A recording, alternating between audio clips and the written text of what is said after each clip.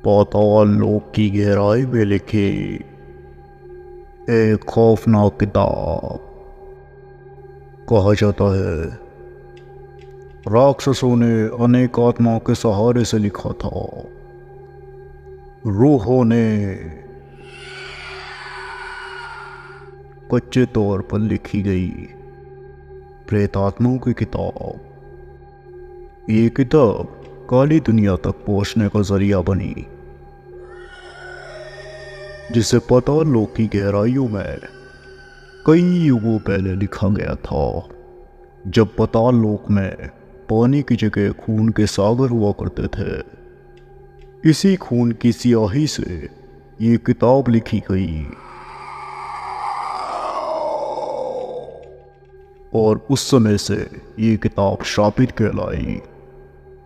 धीरे धीरे इस किताब का खौफ इंसानों के मनों में गर्क होने लगा। उस समय शैतान अपनी शैतानी कुव्वत को बढ़ाने के लिए इस किताब का ज़्यादा खौफनाक तरीके से इस्तेमाल होने लगा। इस वजह से इस किताब को शैतान की किताब के नाम से जाना जाने लगा।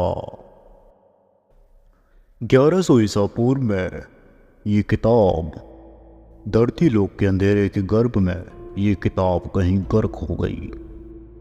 आज धरती लोक में जंगल की घाटी के इलाकों में एक पहाड़ी, जिसे आज सब लोग खौफनाक पहाड़ी के नाम से बोलते हैं, क्योंकि इस पहाड़ी के गर्भ में छुपा है उस शैतानी किताब का राज। कहा जाता है कि आज भी खौफनाक पहाड़ी में कहीं ना कहीं उस शैतानी किताब की शक्ति का एहसास होता है। और अब ये जगह एक श्रापित जगह है। दूर दूर तक पहाड़ी के आसपास कोई आता जाता भी नहीं है। शायद जो एक था जो उस किताब के बारे में जानता था। एक कार खौफनाक पहाड़ी के रास्ते से गुजर रही थी। वो कोई ऐसी वैसी गाड़ी नहीं थी, वो एक आर्कियोलॉजिस्ट की कार थी। उसका नाम अदीन था। वो नक्शे के जरिए आगे बढ़ रहा था। रात के 2 बज रहे थे। आर्कियोलॉजिस्ट ने कहा, लक्ष्य के मुताबिक लगता तो है मैं सही जा रहा हूँ। आगे 2 किलोमीटर पर एक पहाड़ भी दिख रहा है। तभी उसका नक्शा तेज हवा के शौके के साथ उड़ गया। अरे तभी उसने देखा वो नक्शा पीछे जाने के बजाय आगे की तरफ उड़ रहा था। अदीन ने हैरान होकर कहा, ये नक्शा पीछे जाने की बजाय आगे क्यों जा रहा है? ये कैसे हो सकता है? चलो आगे चलते हैं। अदीन उस नक्शे का पीछा करने लगा। जैसे जैसे अदीन आगे बढ़ रहा था, रास्ता और भी ज्यादा सुनसान हो रहा था। अदीन बोला, ये कहीं रुक क्यों नहीं रहा है? अदीन खौफनाक पहाड़ी के सामने आ गया था। जैसे खौफनाक पहाड़ी आई, वो नक्शा ठीक पहाड़ी की गुफा के सामने रुक गया।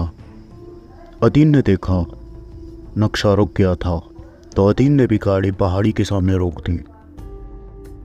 अदीन ने आराम से कहा, चलो ये नक्शा रुका तो इसे उठाते और चलते हैं। जैसे ही अदीन नक्शा उठाने लगा, तभी एक भयानक जानवर की आवाज आई।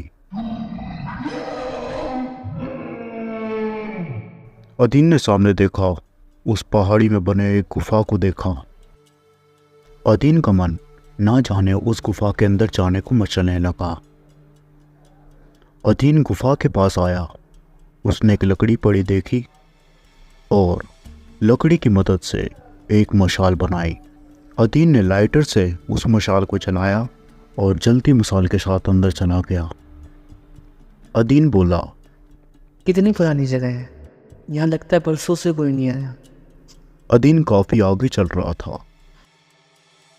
तभी उसके सामने एक राक्षस की मूर्ति दिखी। मूर्ति काफी भयानक भी थी और वो मूर्ति काफी पुरानी भी थी। लगता है ये मूर्ति 1000 साल पुरानी है। इस मूर्ति के आगे कोई रास्ता क्यों नहीं है? तभी अदीन ने देखा कि उस राक्षस की मूर्ति पर एक आंख नहीं थी। अदीन ने कहा, इस मूर्ति की एक आँख क्यों नहीं है?